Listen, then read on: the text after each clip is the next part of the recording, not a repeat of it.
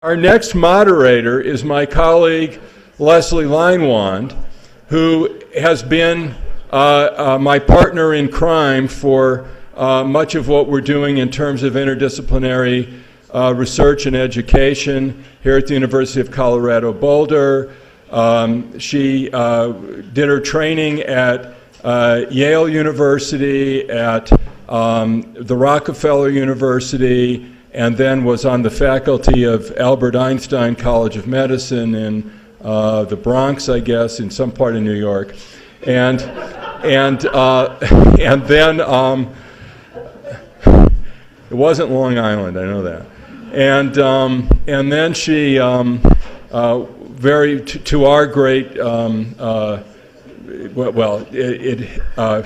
we really scored big when she agreed to come out to Colorado and help build things up here. And she is going to introduce the next session. Leslie? And it was and is the Bronx. He left out one important part of my education. Peter Bruns was one of my professors as an undergraduate at Cornell. So it's nice to see him too.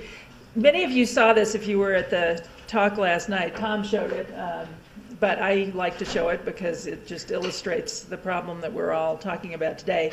Because we're starting a little bit late, I'm not going to actually say much of anything, but just introduce the speakers for today. So this will be started out by Bob Nerem from Georgia Tech, and I spelled Georgia wrong, sorry. Barbara Wold from Caltech, James Collins from Arizona State, and Joe Handelsman from Yale will be the discussant. And these are the topics that we've been tasked to cover, and they're quite overlapping with the theme that we've been discussing throughout this. I, like my colleague Bob, am not going to use the computer screen for question and answers. I like the personal interactions as well. So we'll try to do better about pointing to people and getting the microphone. We still only have one. But I'll turn this over to our first speaker, Bob Nerem.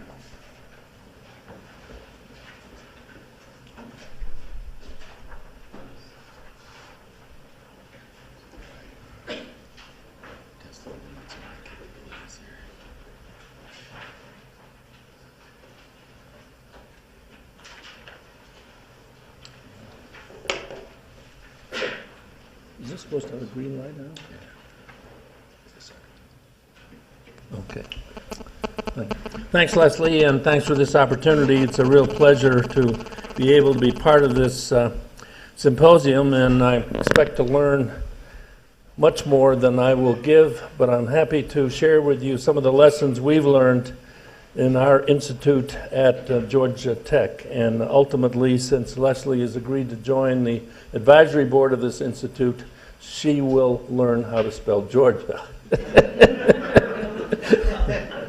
It has an umlaut, doesn't it? Tom, would you like to be a member of our advisory board?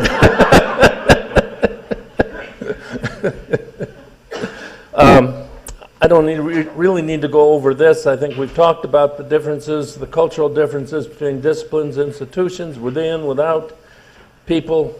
But I think a key point, it's been said in different ways, but I always say it, that research is a people business. And we have to keep that in mind as we move forward. Now, there was a National Academies report a few years ago that identified a number of key things, and I'll use this as a lead-in to our institute. Clearly, leadership and encouraging culture, what we might call seed glue money, reward structure, physical location, I'll come back to that, shared instrumentation core facilities, and something that we felt was very important in our institute, and that was to provide the opportunity for enhanced chance meetings. That one can't do everything simply by making arrangements to meet someone at 9 o'clock in the morning in their office in some building. So the Parker H. Petit Institute for Bioengineering and Bioscience. Georgia Tech arguably was late in recognizing the importance of the biological revolution. And only in the mid-1980s did they recognize that, and they began to recruit faculty. Ultimately, that led to a new institute being recommended in 1993, what we call IBB. And as I mentioned to Tom this morning, it is the Petite Institute, but the money given by Mr. Petite was not petite. It was significant money, but certainly his name is Petite.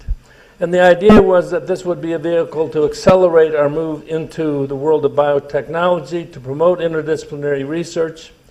Launched in 1995, we moved into the new building in 1999, and that's when the Institute really took off and became alive.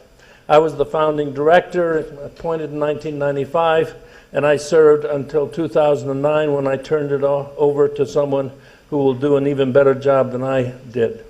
But we have become the heart of the bio community. Now, when I say the heart, is this a pointer? Is that?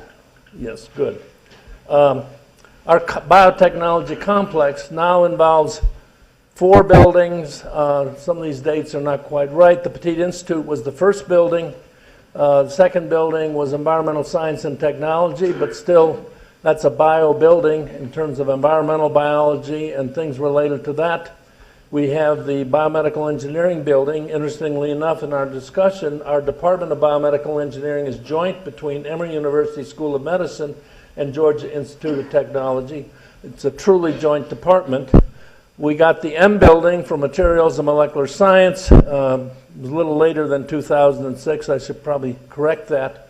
And now we have a Nanotechnology Center across the street. This is the complex, and yet this institute remains and continues to be the heart of this community. So what have been the keys? Well, certainly we were on a campus that had worked hard to break down the walls of academia. And a key person in that is someone who had a series of positions at Georgia Tech. He's now the president of Caltech. His name is Jean-Louis Chameau. We report to the Office of the Provost. That's just changed to the Office of the Executive Vice President for Research. We have our own budget. We have the ability to recruit faculty, but only by working with participating academic units, because the position will ultimately reside in an academic unit. And we have a building and activities that provide a conducive environment. Now, I'm going to talk a lot about the building, because I believe a building can be designed to really facilitate the interdisciplinary world. So, what about our building? Well, it has an atrium. I remember when we first met with the architectural team, they said, what's the 2 key things that we should think about? And I said, well, number 1, we have no idea what our laboratory needs will be 10 years from now. We need that flexibility. Number 2, it has to be a building that will foster the interaction among people. And they said, well, we don't see anything in the university plan about an atrium. I said, never thought about an atrium. You need vertical integration. The fact that people are in the same building, if they don't see each other, they won't interact. And so we have an atrium. We have a co-location of faculty, significant core facilities, a vivarium for animal research, a cafe that promotes interaction, monthly social events to promote community, to build a community, promote the community, and even further interaction. And a seed grant program to promote further interaction, a seed grant program where, in fact, to access that money, there has to be 2 co-PIs, and they have to come from different colleges. They can't come from the same college. So, I've already mentioned that the atrium provides vertical integration. This institute integrates science and engineering faculty into the research space. The faculty offices are together, not with their labs. We wanted faculty from different disciplines to be next to each other, interacting with each other. And offices of lab members from different groups are integrated together. Each wing will have 5-6 faculty, and that space is all integrated with a very open lab concept. And something which I don't have on a slide, but it came up in some other comments about listening to the youth. Well, part of that is listening to your PhD students and postdocs. If you can get them interacting, that will provide tremendous success in terms of interaction of different faculty laboratories. Our research labs, it's a neighborhood concept. We minimize any walls, again, an open laboratory concept. This encourages interaction between the research groups in that area, promote the sharing of space. Faculty moved into this building actually with less space than they had in the building they were in. And they said, well, I'm going to have less space. Well, maybe you're going to have less space, but by sharing space, in effect, you will have more space. And so we were able to successfully bring people in and also to recruit new people. I do raise a question here. With an open laboratory concept, how big is too big? How far can one scale up? Because I visited the University of Minnesota when we were designing this building, and there was a floor in this building that probably was something on the order of 20 to 25,000 square feet of lab space, all open, and I thought, that's not going to promote the interaction that I wanted. It would have to be something smaller, open, but still small enough that faculty and students took ownership in that space. So, actually there was a comment this morning from, I think, a person sitting in the back there on the left. This whole issue of co-location, this is simply one study which appeared in December 2010. The comment made this morning was that there are other studies, but there are studies that provide evidence for the role of physical proximity as a predictor of the impact of collaborations. And I don't think we should forget that. I mentioned promotion and tenure at Georgia Tech. I won't say anything more about that. I think it's important to have a reward system that, number one, when you're recruiting faculty, they realize they're going to be evaluated by people who actually understand what they've been doing. And secondly, when they go through the system, they'll feel comfortable about that process. Metrics of success, obviously publications, research grants are a no-brainer. But what about the intangible benefits? I mean, I can't tell you the number of times that something going on in my lab has been impacted by a conversation that I had with someone, or one of my postdocs or PhD students had with someone, which wasn't a collaboration per se, but really stimulated us to think about what we were doing in a very different way. I call that an intangible benefit, but it should not be underestimated. So, lessons learned, some of these have already been said. To make something happen at a university takes a combination of faculty leadership and administrative leadership. Senior faculty can be very territorial, not always, but can be, in particular department chairs. Certainly, I had some department chairs when we moved into this institute that felt very threatened, although they soon found out that their best recruiting mechanism was, in fact, to talk to these young faculty they were recruiting about this wonderful interdisciplinary environment. Certainly, I've never found young faculty and students to be territorial. They are not. The reward system, including P&T, must encourage interdisciplinary research. A successful interdisciplinary institute must balance the needs of the institute with those of the departments of the participating faculty. And one other comment I'll make, since Melanie is about to open the trap door. As we've been recruiting over the years, I've always said there's two things we're looking for. Number one are individuals who are at the top of their game intellectually, and number two, individuals who will be good neighbors. Because people who will make good neighbors will talk to the people in their neighborhood, and that will lead to a self-assembly into different kinds of research projects. Thank you very much.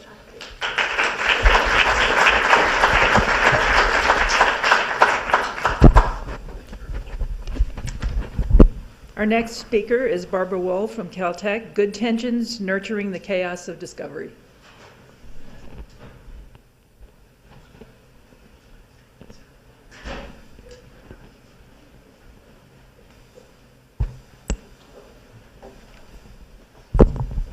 Thanks very much. This has been great so far. I've learned a lot, and it's kind of like a Tom check paid for session with a good psychologist for those of us who have been trying to do the activity of interdisciplinary research and making such institutions work. So I really appreciate being here. This is the Beckman Institute at Caltech. And forward seems, aha. The monkey slowly figures that, ooh, that doesn't look promising.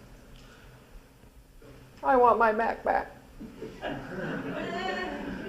All right, we'll try another path forward. Okay, so this is the Beckman Institute. It's not a complex of buildings, it's a single building. It was founded just over 20 years ago We owe our founding and our ongoing existence to the pH meter, the double beam spectrophotometer, the ultracentrifuge, and a number of other things, all owing to Arnold Beckman, who got his PhD at Caltech and was a faculty member before the pH meter seduced him into the private sector. So I want to talk about some of the tensions that I deal with. Isn't she awful? She's amazing. But I just couldn't resist the image when I found it. But it's mom and apple pie, perhaps not the kind shown here. But I've found in trying to make hard decisions that remembering where your soul is really helpful. And it is a mom and apple pie kind of thing. And it's do great research and make the next generation of great researchers. And it's perhaps oversimple, but sometimes these talks are saying the obvious. And most particularly, not to confuse that with the utterly necessary, utterly good bells and whistles, the biotech interface, the building, the discipline of the decade, the funding opportunities, the donors, all the other things that we really spend our time dealing with most of the time. Another thing that I came to appreciate that I didn't think I would really ever is the mission statement. Caltech's mission statement was written by Harry Gray and Arnold Beckman 20 years ago. And I have found it to be a very useful touchstone, and I would urge that people starting such enterprises actually really pay attention to this thing that's often done just for advertising or because somebody said you should. Much goes into hammering one out, and the first sentence of ours I think is even worthwhile to read. The mission of the Beckman Institute is to invent methods, instrumentation, and materials that will open new avenues for fundamental research in the chemical and biological sciences and to provide technological support for these efforts. And there's a lot in there. There were many arguments that led to the choice of each and every one of those words, and that they got put down in an order we could all pretty well agree on, many of us in addition to Harry and Arnold, was important. And so it really is worth writing it to stand the test of time, because there will be the literal constructivists when they go back to it. You want it to guide the leadership later and gently, and it has affected things that I've done as a second director. It's got to be plausible and not too Shazam. And a lot of audiences have to be able to understand it. Now this gets me to tension number 2, which was right in this first statement, and it's fundamental research versus technology. We've talked about it a little bit, and it's an ongoing one at our institute. And I think in many other of these cases, it's a relaxed issue. At our place, at least, that tension between the essential basic and technology and how each of them interacts and who admires whom and for what and who's using whom is actually still a deal. The interpretation of every project serving both these purposes, or is it the whole institute that should? And I think in missions, that actually is an important thing to work out. Are you making a whole portfolio that achieves a joint aim, or are you trying to get every element to do it? As was discussed earlier, and David, I think, articulated it best, I've become a portfolio person. Okay, add some specificity. Call out the importance of risk-taking, the importance of basic science, state the importance of students right up front as part of the mission. So this back part for the record and the slides is the remainder of the mission statement of the BI. So now I'll get to what's been tension number 3. And this is the one where I think our structural stuff may be at least informative, if not something that one wants to imitate. And so I'm going to walk through our experience with the stability versus change issue. It was always the idea of the Beckman Institute that it would change, that somehow it wouldn't just be the first folks who went in and got resources, all of whom were faculty. We don't appoint faculty. Everyone is from our departments, which are called divisions. The power of appointment, the power of tenure, the power of recruiting, all the power that matters resides there. We are space and endowment resources and foundation resources to help make this technology and science enterprise go. So you can evolve by changing the activity. And this is what scientists do very naturally. You can evolve by changing the people. And in this case, I don't mean just the postdocs that graduate out, the students that go through, but are you going to do the hard thing, which is, as was began to be discussed this morning. Take people who have some space and tell them that for some reason they no longer have it and somebody else will occupy it. And so we struggle with this, and we have made our attempts, and we are on a road where we have been able to do some of this. Slightly different from Carla, but we have been able to. And getting the expectations set at the beginning for change, if you're at the beginning of such an enterprise, I can't tell you is a really good thing to do. It's a very good thing to do. So the starting structure sets the bounds for your future flexibility. And so it's going to be different for different people here in radical ways. I would urge that if people can possibly get their upper administrations to agree to it, and if you can agree to it locally, the idea of holding some space and some resources for the revolving door, even if you're going to have most of it occupied by long-term faculty, is a fantastic way to keep things from getting stultified and making this really, really hard. If it's going to be evolution, you need mutation first, so you've got to figure out how to inject change. What we did was to put our money into pilot projects. Other people have talked about this kind of thing. I think it's great. I think it works. You've got to embrace the chance as well as the failure. So we've talked about the failure thing. Embracing the chance, in our case, it's not top-down at all. It's very bottom-up. We play with the players on the deck who want to do the kind of science and the kind of technology development they want to do, and we can't go out and hunt it down. We're a small place. We have 35 biology faculty. We have about 55 to 60 chemistry faculty. So you could shoehorn us into one of your sub-departments. So we draw what our gang has. And then you got to select. So the question is, who's going to select and what criteria you're going to use? So the selection ultimately, obviously, has to reside internal to the institute. And I think you don't want to give that up. You don't want to let your advisors do it. So the criteria. Are you going to give more points for it being new and novel? Are you going to give more points for it being interdisciplinary? Or are you going to give more points for what perceived excellence, portfolio balance, and so forth? And so that's a heart and soul conversation you have to have internally. I've had the opportunity to work first with great internal advisors, and they're wonderful because they're your missionaries to your outside departments and your emissaries. In addition to students, they're your best missionaries and emissaries. I've had great external advisors. They're wonderful for challenging the assumptions. They're great for saying when your culture is totally wacky and you need to rethink it. Even if all the people around you agree, you ought to sometimes rethink it. And they're really helpful for telling people when the answer is no, that in fact somebody wasn't just on their case. Actually, sort of a bunch of people who weren't terribly involved and had no axe to grind felt that no might be an appropriate answer.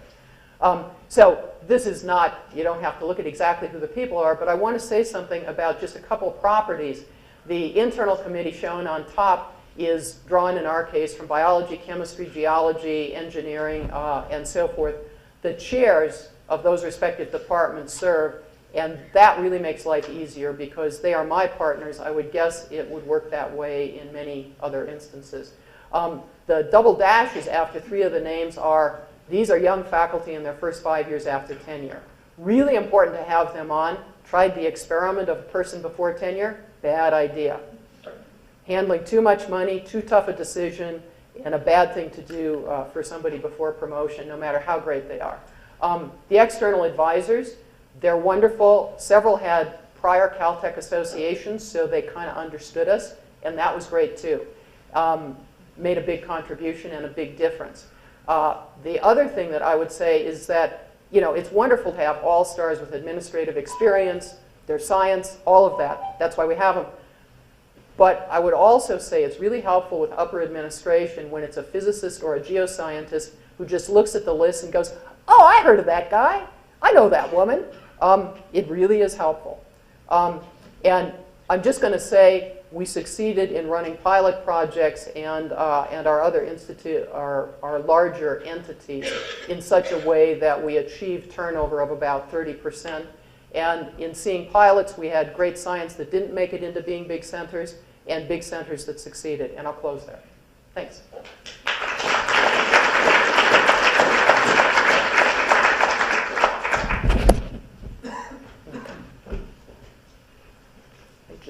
possibly did a bad thing.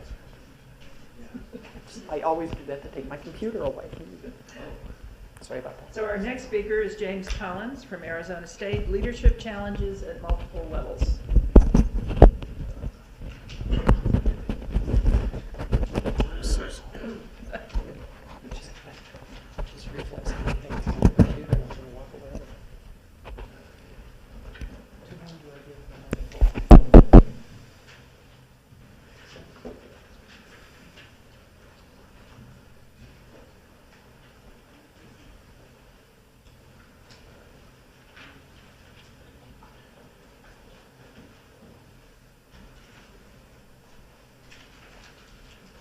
Good to go?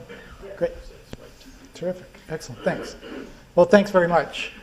So Melanie asked me to say some things about leadership. So this is going to come in at about 20,000 feet as opposed to the last two presentations, which were much more down in the nuts and bolts of running these institutions. I'm going to start very quickly, just reminding us about a couple of things about questions without borders and the notion of the sciences in transition, and that's why so much of this is so difficult right now.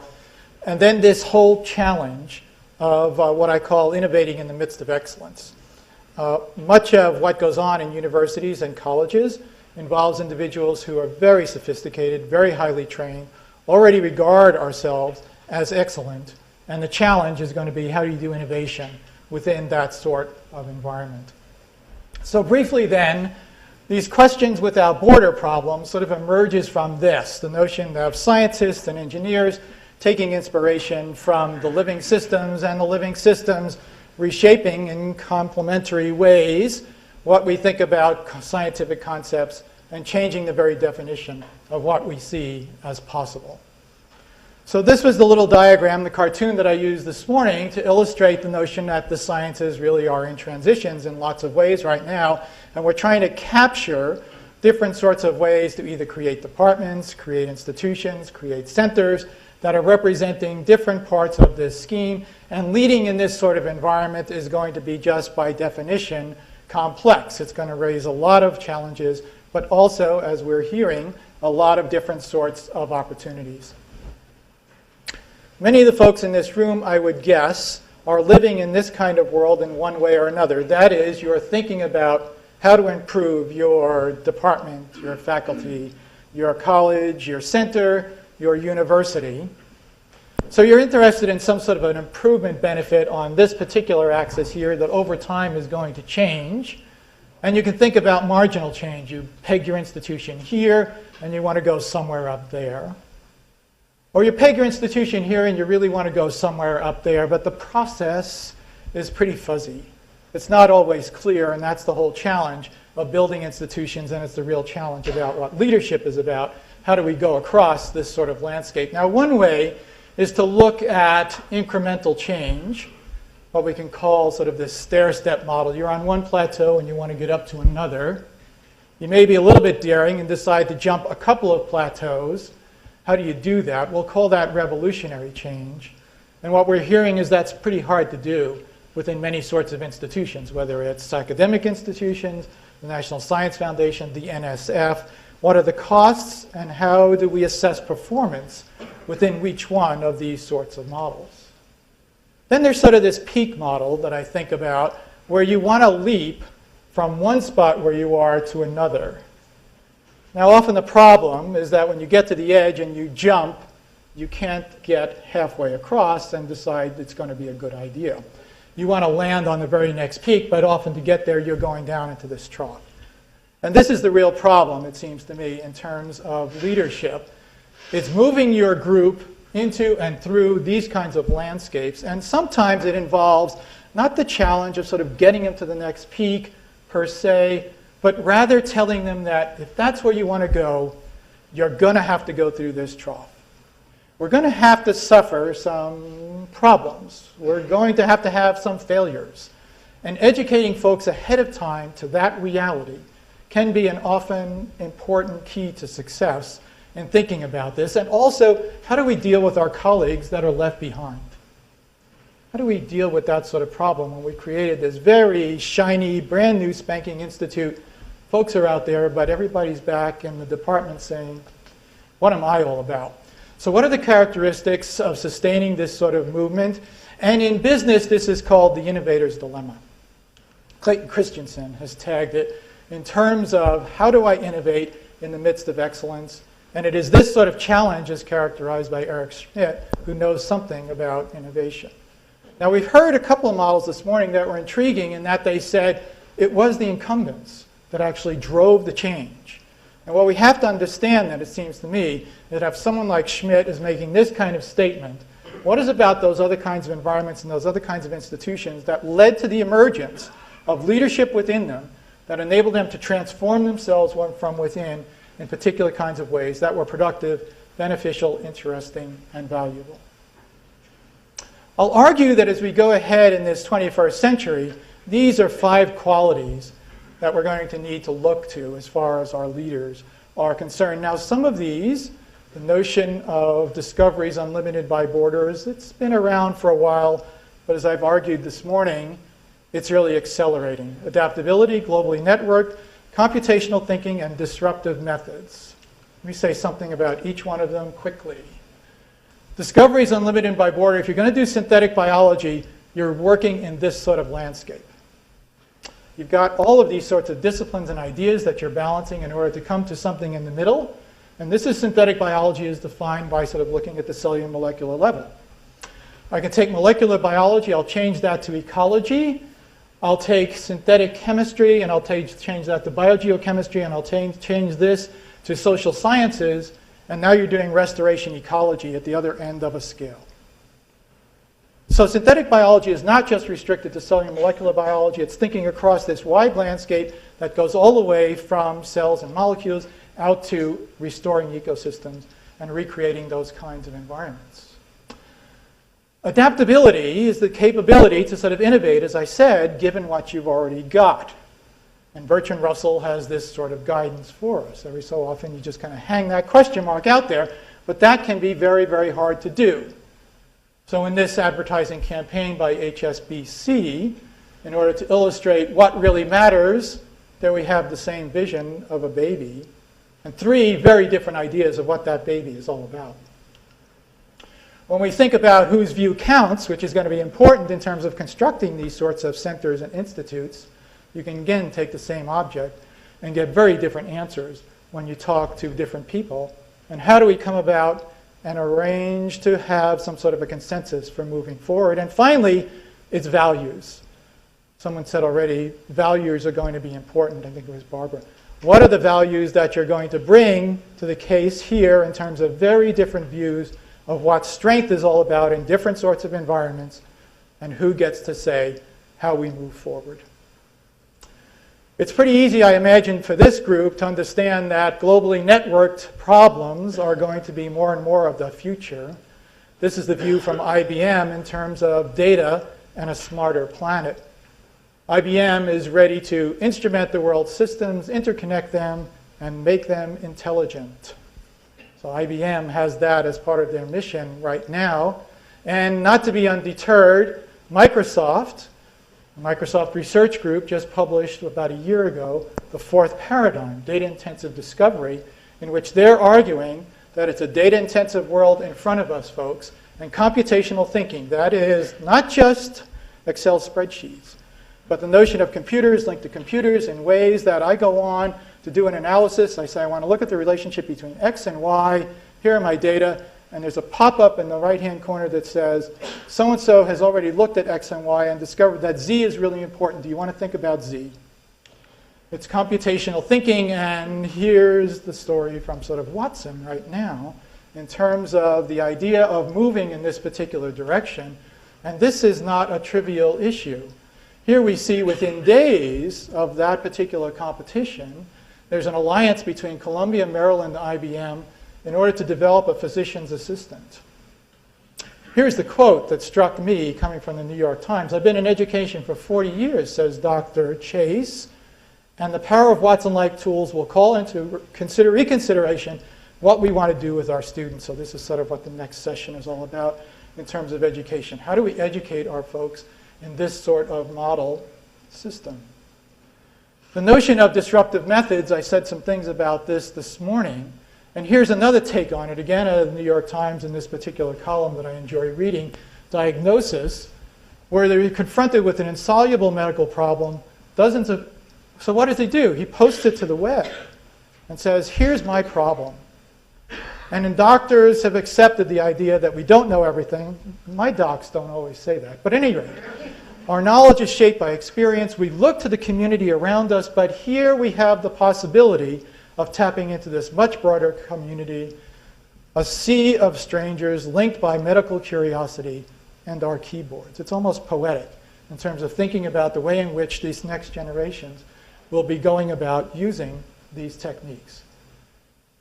So the question then in front of us is, are these social networking methods potentially disruptive technologies? I raised that this morning. The innovator's dilemma then can also be called the failure of innovation trap. In other words, your institution kind of gets stuck in not being able to move forward in interesting ways. I'll argue, or at least I'll put the claim on the table, that the creative use of these social networks could be a way to address concerns related to the failure of innovation on the part of institution members. And it gives you a way also to create interdisciplinary kinds of activities within an institution that already exists, and as somebody said this morning, without having to change lots of the boundaries that are already on campus. So one way to really think outside of the box is to say, well, maybe we don't have to create lots of brand new things out there, but rather think differently about hooking together the things that we've already had. So what I've said then is we've raised some questions about the notion of questions without borders, and recognize that the sciences are in transition right now in an effort to sort of get at these big scale questions.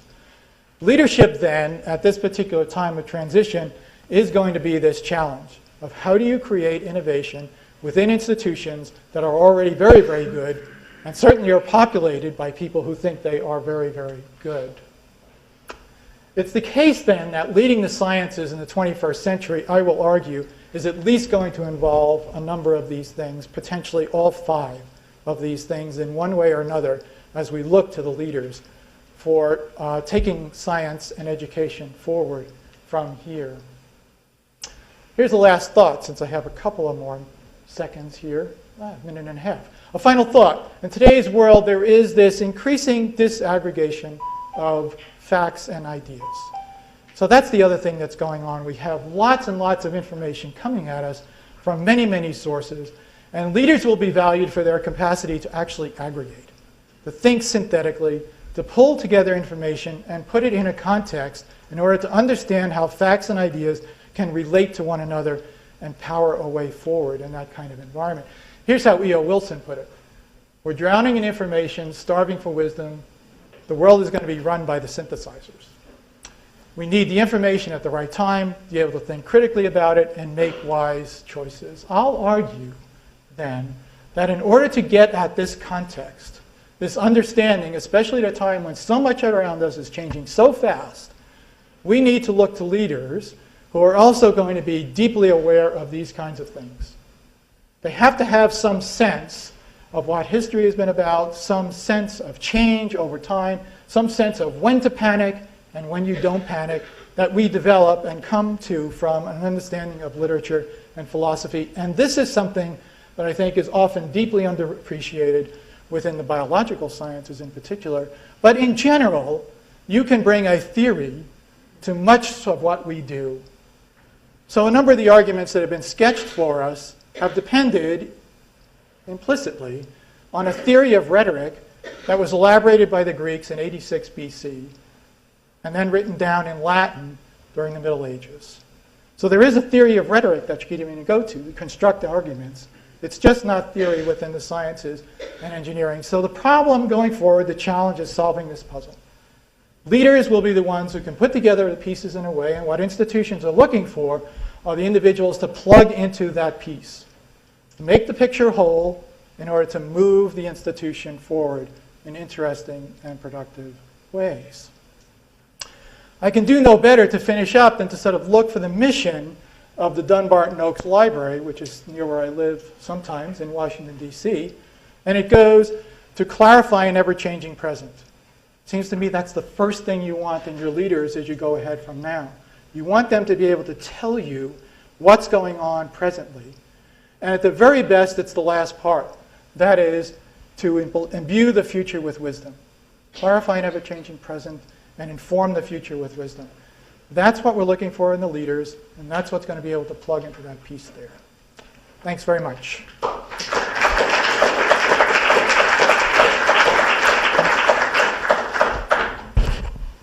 So we're going to have some discussion points by Joe Handelsman from Yale.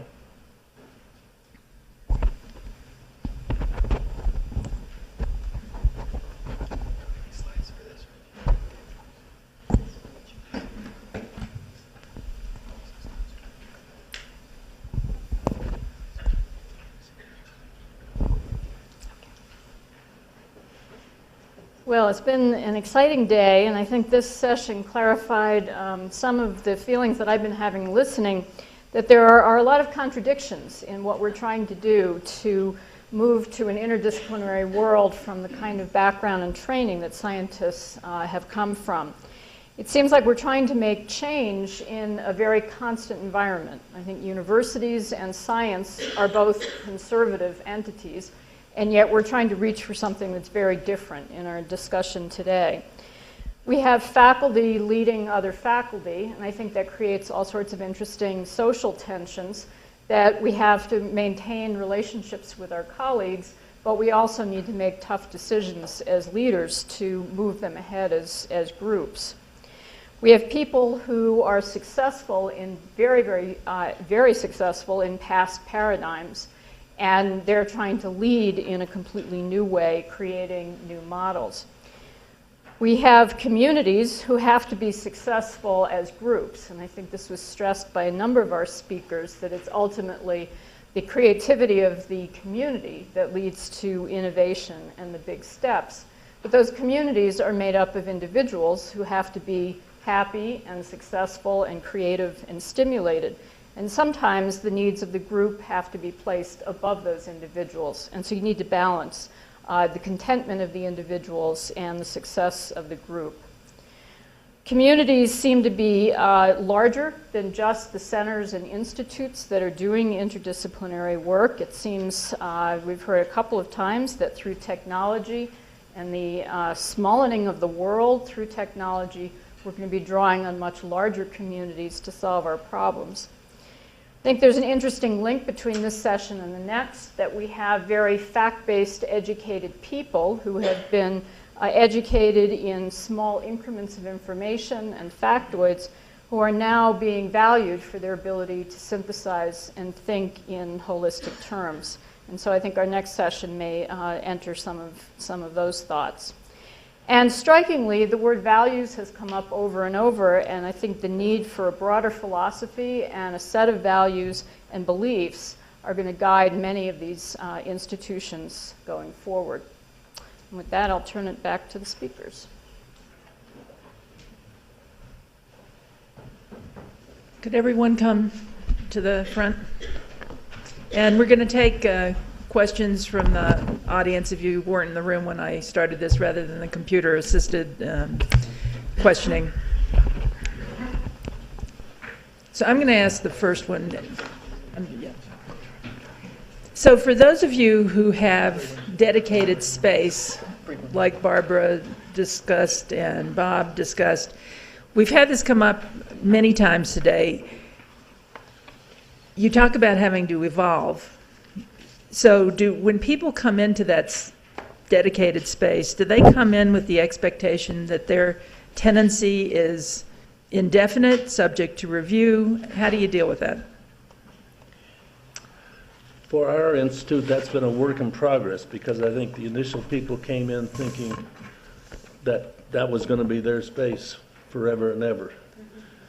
And there have been some instances where we have had, with the support of the upper administration, and that's why upper administration support is important, have to bite the bullet and move that person out.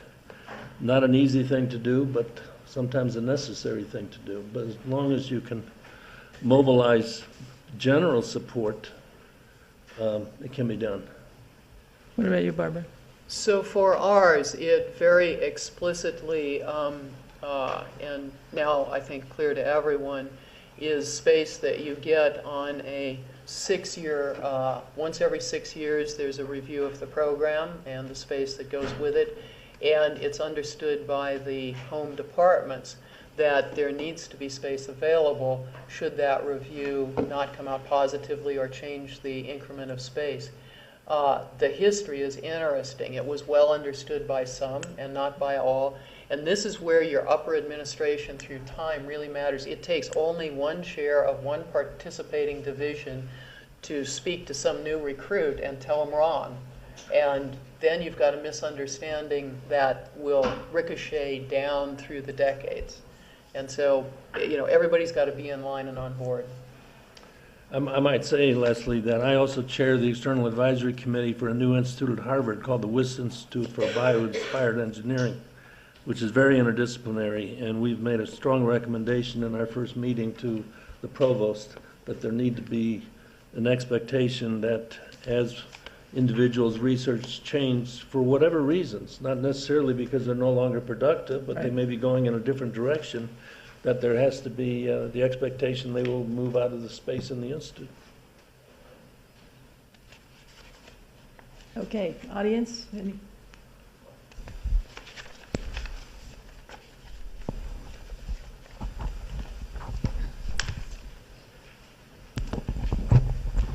My question's for Jim. My name's Nick Rio. I'm a postdoc at the University of Michigan. I thought of kind of earlier crowdsourcing and social networking as sources of data that could be analyzed qualitatively, quantitatively. But until your comments, I hadn't thought of them as potential sources of problem solving or theory building or model building. And I just wonder, do you have a sense of whether or not our academic institutions are ready to support people to say, these ideas came from a crowdsourcing method. I've got a Facebook page and indigenous community members are talking about fire management and this is what they said. And so. Right. So I think it's a great question. It's one that I've thought about a couple of times. When one of my students comes to me and says, okay, here's the question I want to go after. And in fact, what I've already done is run it through a prediction market and found out that this is where the community thinks the really leading edge is, and then run through some of the things that you've suggested. It's going to depend upon what the academy's judgment is going to be. That counts as this process of discovery that we've heard about in different sorts of ways, in terms of how one goes about identifying and then identifying questions, deciding which ones are right for going forward on, and even working on methods. Does that have to be something that's done in an isolated cell as an individual? It's clearly all yours and so on. Or in fact, as I think Keith alluded to earlier, is that going to get to some point where we're going to say, I can't imagine you did your creative work that way, but rather there are all these other kinds of tools that are out there, number one. And number two, there's evidence now, and this is where the assessment community is going to be important. There's evidence now to show that if you did it that way, it's probably not as good, or the result is not going to be as robust as if you did it in this other way. And I think David Botstein referred to that before, that we have to decide that we're going to privilege the problem and get the best answer we can to the problem. And then the method that you get there will be the method that you use, and your reward for being creative and coming up with the best ideas and the best ways to go forward. It's going to have to be somewhere in there. Peter, you have a... So we've been talking about buildings, but we've been talking about the building really in the standard sort of way, faculty offices and labs. But there are a lot of other things you might put in these buildings that do other things, such as core facilities that would bring people there. And I mean by that writ large, so bringing people there for short periods, hours, days, weeks, months, a semester, visiting and so on. So that's a whole group of kinds of looking at core facilities.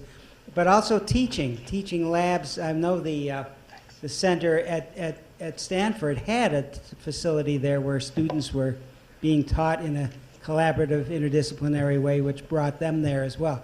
Are your programs doing those sorts of things? And what other things can you put in these buildings beyond the standard things you put in an academic science building? For our part, we recognize the desirability of visitors at all levels, and so at the senior sabbatical level, we maintain a suite of offices for visitors and even some provisions for them staying on and around the campus. And that's been going on for 20 years. And I think it's been very successful. We also, just wasn't time to fit it all in, but we do have core facilities, and those core facilities are some are rather like other core facilities. Some are quite unusual. One combines an expert in BioCore with an expert in robotics with protein expression kinds of things, and it's sort of a whole suite of things that goes together. And so we desire to do more of it, and on the other hand, we recognize that a danger is to become simply the house of facilities. Because if there's anything that would please the rest of a campus, it would be to have the house of facilities, and all you do is go and bring your problem and out, it snakes around through the mass spec facility and the imaging facility and the protein expression facility, and then all you do is write the paper.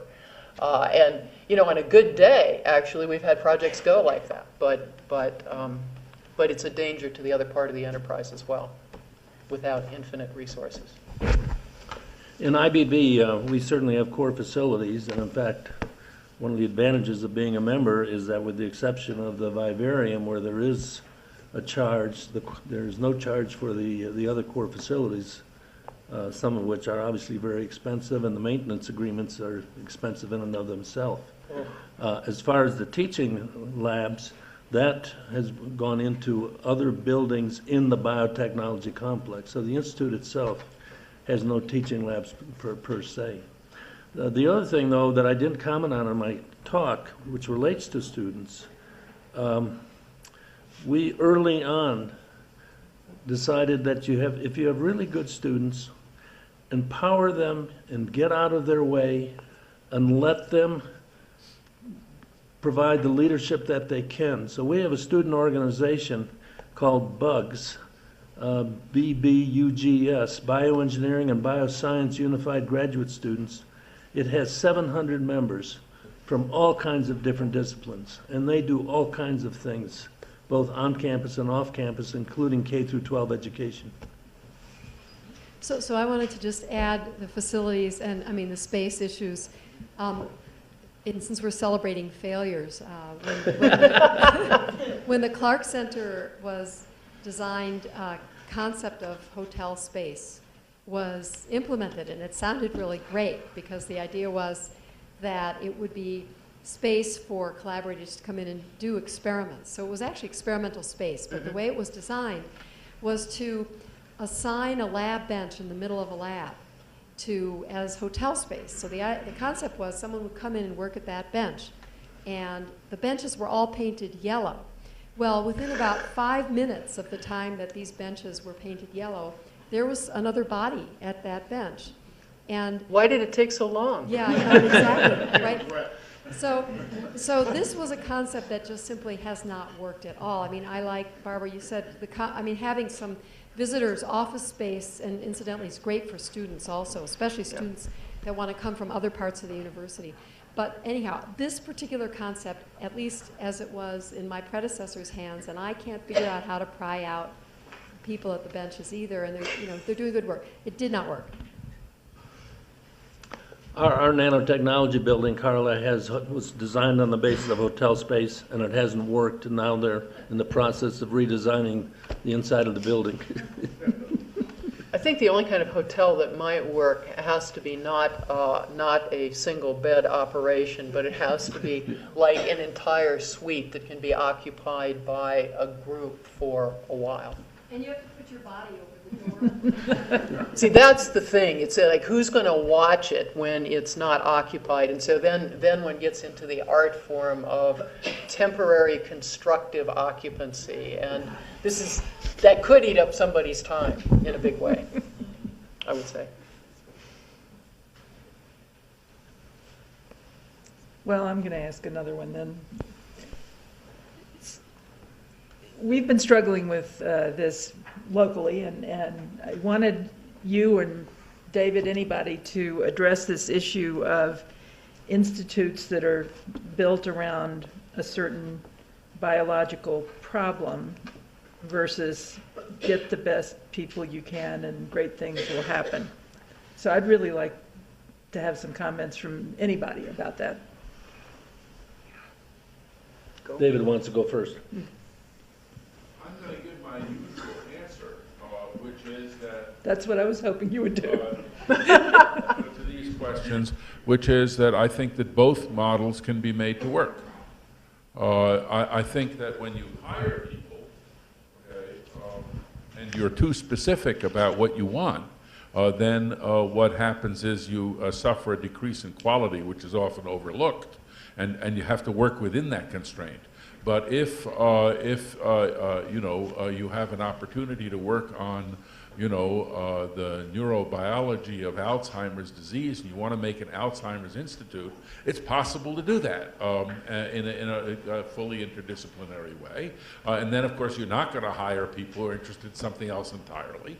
But for our purpose, which is teaching and research at the interface of biology and other things, actually we can use the best athlete model, and we have done. We certainly have done the best athlete model. We believe in self-assembly and creating the right microenvironment, if you wish, to foster that self-assembly.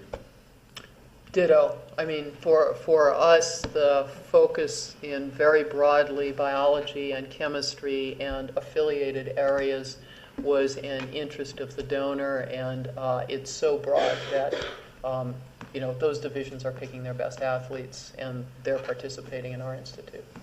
I think you pick the best athletes, but you be open to this sort of model that what you're creating is an innovation ecosystem across the institution. And therefore, it's really in the domain of the president and the provost at that level to decide how much of our resources do we want devoted to this kind of sub-institution and this kind of sub-institution, and how do you mix that to create the great universities that characterize this country. Another thing that was kind of interesting, listening to the issue of tenure. Many people who've spoken today have said, oh, we don't have anything to do with tenure. That resides completely in the departments. We don't do anything. Bob, on the other hand, said that you get actively involved very early on. But in an implicit way as opposed to an explicit way. But because the message from on high is that departments create a first-level committee to evaluate the scholarship of an individual, and there may only be on that committee only one person from the home department. The other people may be from anywhere on campus. That's a Georgia Tech sort of wide policy? Yeah. I see. I will say, quite frankly, that some departments do a better job with this than others. So. Hi, Jack Schultz. But there's a problem with that. What I observe is that centers that go on or institutes that go on and are successful eventually develop an identity in which the individuals who live there say, you know, our requirements are different from my home department, and I don't think my home department is a good judge of my performance. And you know, there are some, we've got some on our campus where the individuals in the center or the institute are so different from any of our departments that they resent being assigned to a department. So I think you have to watch out for that. And the same thing when you hire. I don't believe in the best athlete. Last two best athletes I hired at my previous institution, both National Academy members, retired to Florida within 2 months. So I don't buy that. Young athlete. Oh, okay, all right. Being a member of the National Academy is not really a criteria for being a good faculty member. Well, that's true enough. It's rather a negative. But if success depends on having been narrow, watch out. David? We actually, this is one of the things that I think that Shirley Tillman, president of Princeton, and I and a group of other people did, which actually is maybe a little different and is probably worth saying explicitly. We understood, and I had done a study of many of these institutes and recognized that, she recognized and I recognized that this was really a big problem. And we didn't see any really good models. So we made one up after a certain amount. And what we did, Shirley's idea was that the institute that we built should be a risk-taking venture which would do things that the departments on their own wouldn't do. That was part of the specification of the institute. And to that end, we have our own endowment. It's an endowment. There's money associated with it. Not enough, huh? And we decided that we would use this endowment in such a way that every person who's hired into the institute is half paid by the Louis Sigler Endowment and half paid by the usual way that you are through a department. And to that end, they are hired by a committee, which two of whose members are appointed by the director of the institute, currently me, and two by the department with whom the joint appointment is to be made. And also the promotion committees. And the department and our faculty both vote. However, they vote on the same document, the same recommendation that was agreed to by the representatives of the two. So if I have a joint appointment with Department X and Department X is dissatisfied, we all learn that long before anybody's voting about anything, and that has actually worked out for us extremely well. Everybody feels that they have skin in the game. The faculty themselves understand why they should be spending time teaching with us as well as with their department, and the department understands why they're not teaching entirely for them, and so on. But actually the promotion thing, by having the discussion be in a joint committee in advance, and I think the Georgia Tech thing is not very different from that, except that we have this method of appointment. But it's really important to have everybody have skin in the game.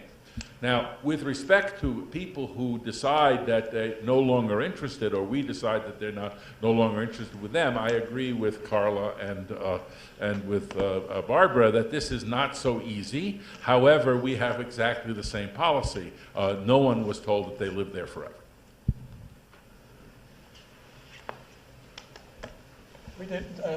We did it. The notion of getting in early is very important. That's our experience as well. That when we hired people, so when I was chair of biology and hired in 2 historians and a philosopher, card-carrying historians and a philosopher, because we wanted to build up a history and philosophy of science group within the biology department, and we already had pedagogy. We already had somebody who did research in pedagogy. So the model was sort of 3 legs to the stool. It was the subdisciplinary part. We wanted people to think about why they were doing the research at any particular time. That was a history and philosophy of science piece. And then there was the pedagogy piece. So why are you teaching this the way you're teaching it? So that was the 3-piece model that we wanted in biology. But it meant that when we recruited the historians, we sat down right away with the offer letter and said, worked with the history department, said, what's your expectations? We put that in the offer letter, worked with the dean, and that was on the record as far as what the expectations were for that individual within a biology department, and was evaluated and tenured within a biology department. Joaquin? So I have a question for Dr. Collins. So you were sharing this vision of the future leaders as synthesizers of information. I wonder how, if and how you have introduced changes to your undergraduate curriculum to train for this skill, or at least to identify these future leaders. We're in the midst of doing that right now, actually. We went through part of it in the late 90s and early 2000s, gratefully with help from Howard Hughes Medical, actually. We built in a big undergraduate research program. We privileged the process of discovery.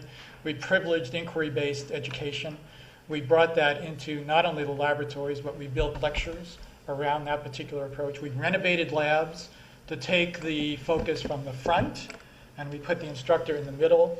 We designed in collaboration with the architecture department, so we partnered with the School of Architecture to design lab benches that were designed like tRNA molecules, and they came out of the corners so that they came out looped around. You could do pairwise, you could do single, or you could do groups of 4 or 5 individuals working at a time, looking towards the center of the room.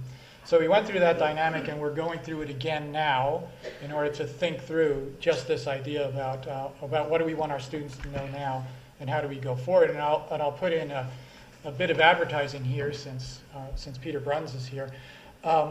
We've been thinking about this in connection with the whole Vision and Change report, the SSFP, which is a joint AAMC, HHMI venture, has a new report on undergraduate education. The NRC has a new report out. So we're beginning to look towards really this congruence of three very big sorts of things, along with AP biology that is being revised, to really think through what the future of training ought to look like at the undergraduate level in biology. So it's a great moment, I think. I think I'm about to embarrass myself because this hasn't come up at all, so probably we're the only ones who haven't figured it out. We just opened at Columbia a new interdisciplinary science building, and we did some of the things that you guys discussed right, by accident probably, but the problem we haven't licked is ICR, where, you know, the departments are willing to let some of their best and brightest let us pay for the new lab, but they don't want to give up any of the ICR. And God forbid the ICR rules are different between this school and that school where they're collaborating. And so are we the only ones who are just stuck? Well, at Georgia Tech, the agreement we entered into with the upper administration was that indirect costs would flow back to the department of the home faculty member. And the quid pro quo was that the President's office, now through the Executive Vice President for Research, would provide a nice funding level from institutional funds to the Institute. We wanted to do everything possibly to not put the Institute in competition with the departments. So that was the financial agreement that was worked out. Indirect costs on all the grants of people who are occupying space and have resource centers in the BI flow normally through their home divisions as well.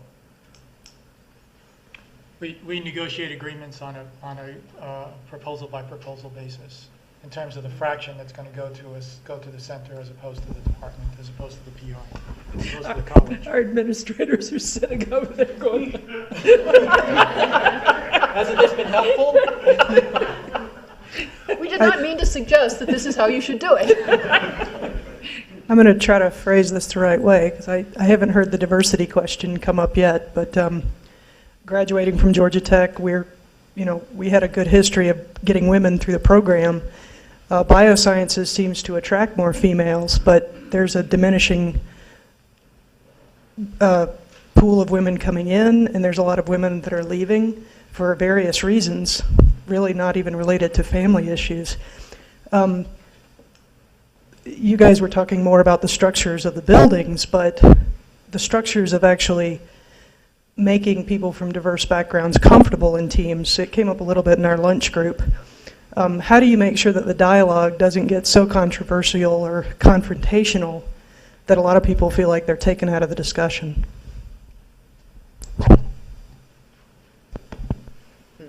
I'm not sure I totally understand the question.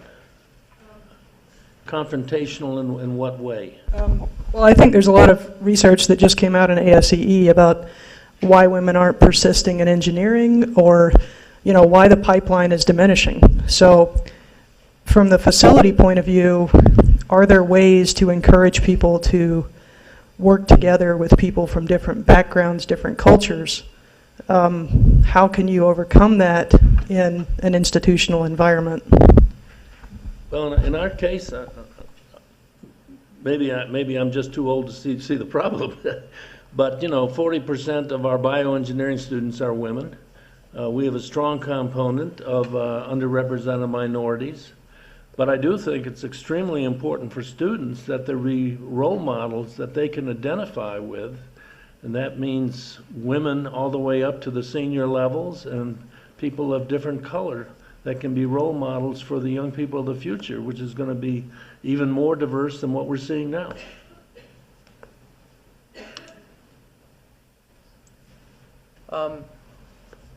We have,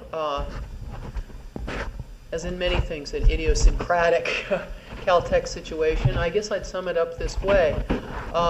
Our numbers are not nearly as good yet as they should be in bioscience broadly, certainly not in engineering, for the number of women at any level. We're best off undergraduate, and we're not doing as well as we should be. We historically have a not terrific reputation in this, and I think that contributes to our ongoing mediocrity in this regard.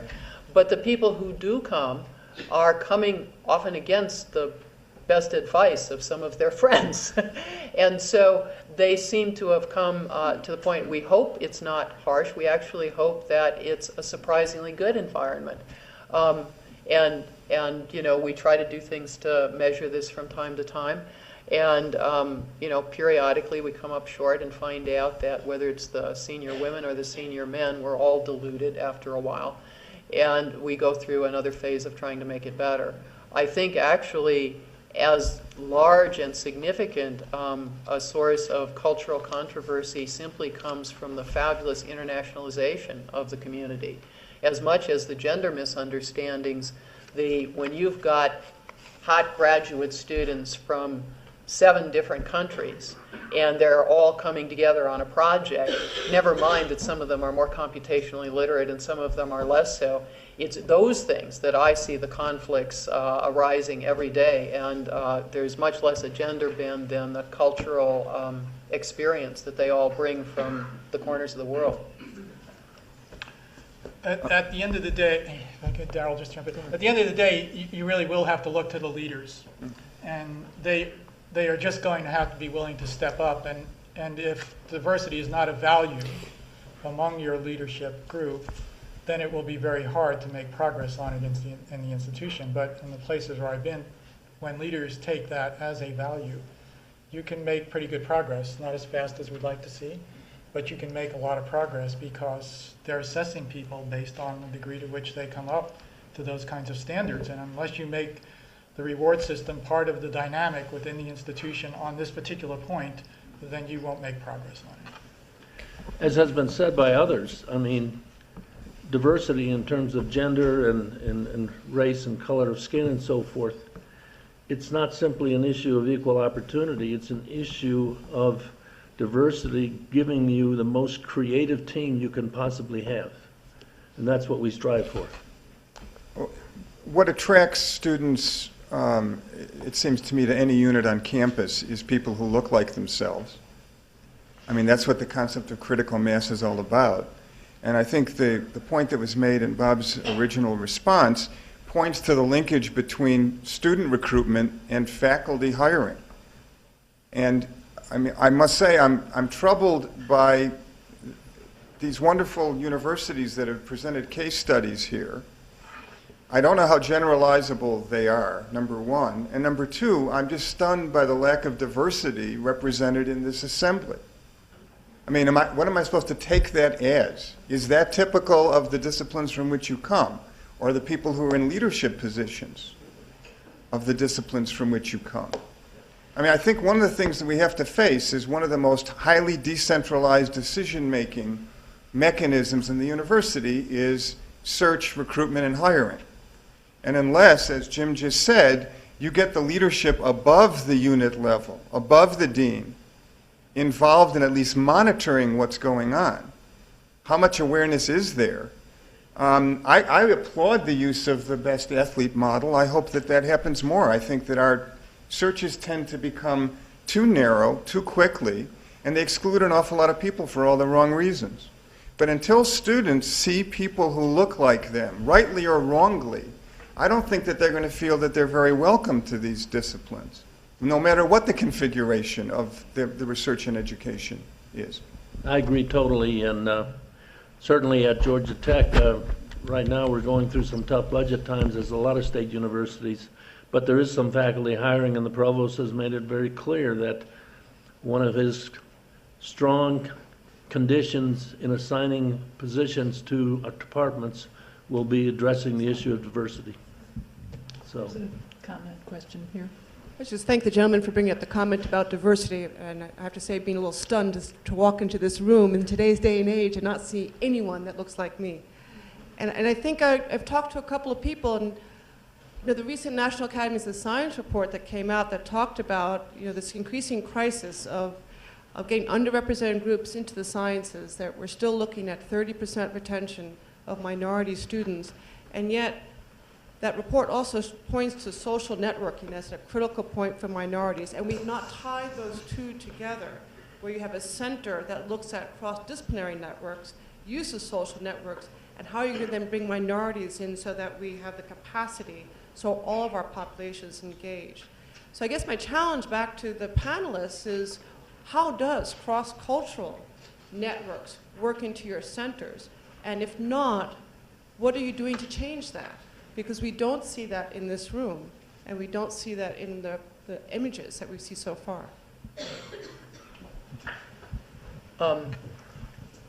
We have a quite successful minority undergraduate research program, and that's housed and meets within our center. I mean, their living quarters are often dorms, but that lives in our center during the summers, and the administration is there the rest of the time. You know, it's obviously a goal. One of the things that we struggle with is that a very high proportion of those young people are enjoying a research experience on their way to professional school. They prefer to go to medical school rather than to get a straight PhD. And trying to talk them out of it too aggressively, and this now gets to the anecdotal of just 6 or 8 people, often involves implicitly an argument I'm very uncomfortable having with the parent who's not in the room, but who has very strong feelings about whether there's a brighter future with an MD to fall back on than with a PhD. And we've run into it a lot. And so all you can hope is that they'll get an MD, PhD and join us in this room. On the other hand, some fairly creative things done, 20-odd years ago, find that now my division chair, which is the equivalent of a dean, who was once one of our graduate students, is an African American, which is a great thing for us. And, we hope that that's going to help us more broadly, because when people come to visit, they will see that Steve is running the show. At Georgia Tech, as I sort of implied earlier, I mean, there is a strong commitment to the recruitment of people of diverse backgrounds, including color. And we've had some success, and we expect to have more success. Certainly in bioengineering, which is my basic discipline, I think we've had some success. One of our new African American faculty has an Innovator Award from NIH, and he's off and running. And we have another senior faculty member and another associate professor level person we're recruiting. But in addition to that, being in Atlanta, we have the advantage of the Atlanta University Center. And 5 years ago, I decided that I would put an office out of my institute down on that campus to be interacting with the faculty and the students at Spelman College, Morehouse College, Clark Atlanta, Morehouse School of Medicine on a daily basis. I wanted those people to be able to walk into an office right next door to where their office was, to talk to somebody from Georgia Tech. And that has been successful in terms of, certainly in terms of student recruitment, and also in terms of building collaborations. David. We've had a very similar arrangement.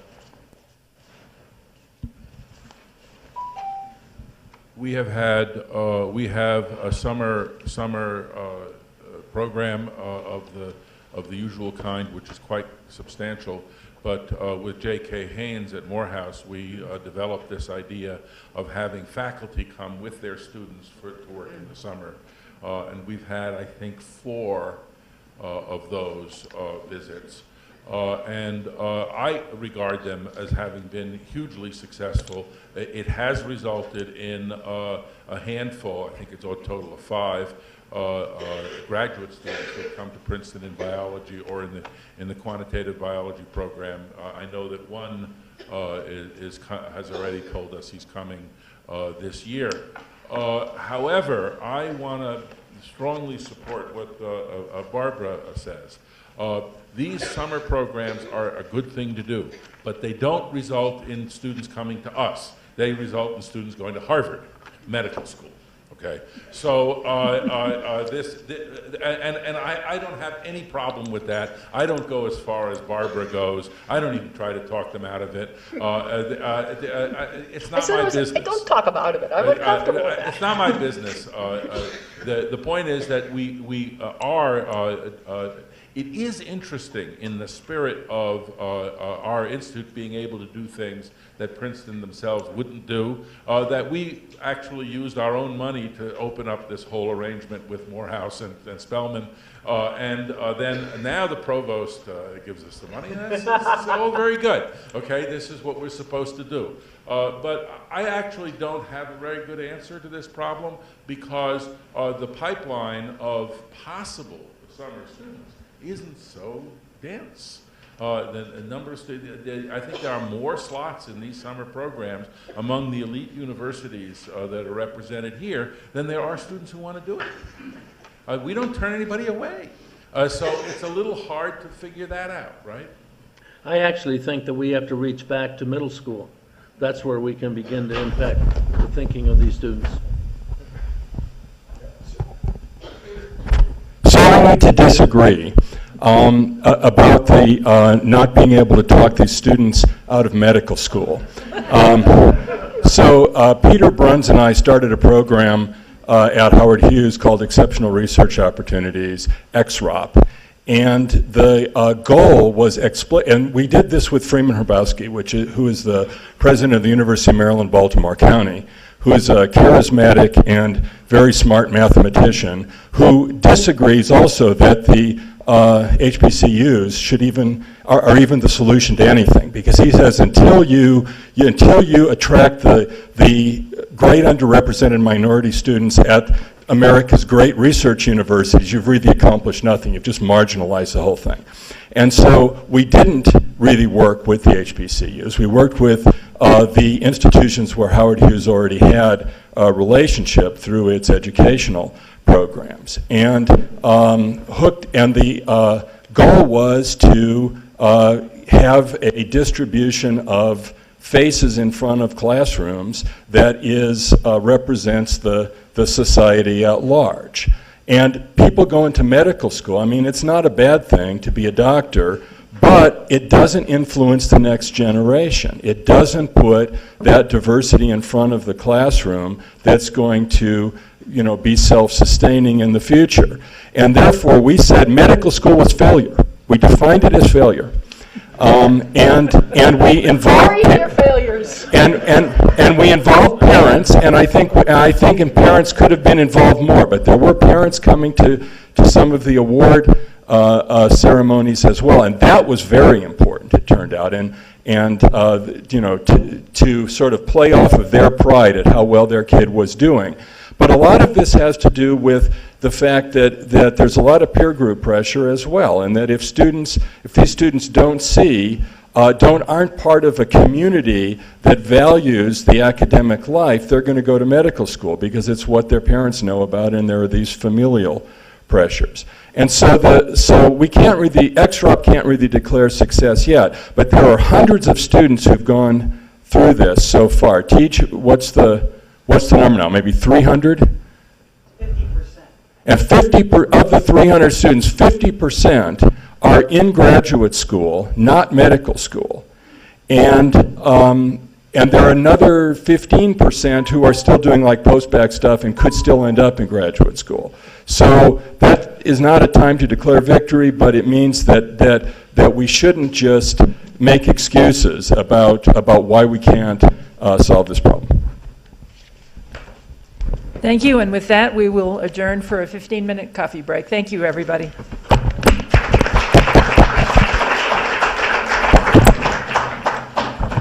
You're on next, right? I think so, yeah. Back to back. I'm a guest.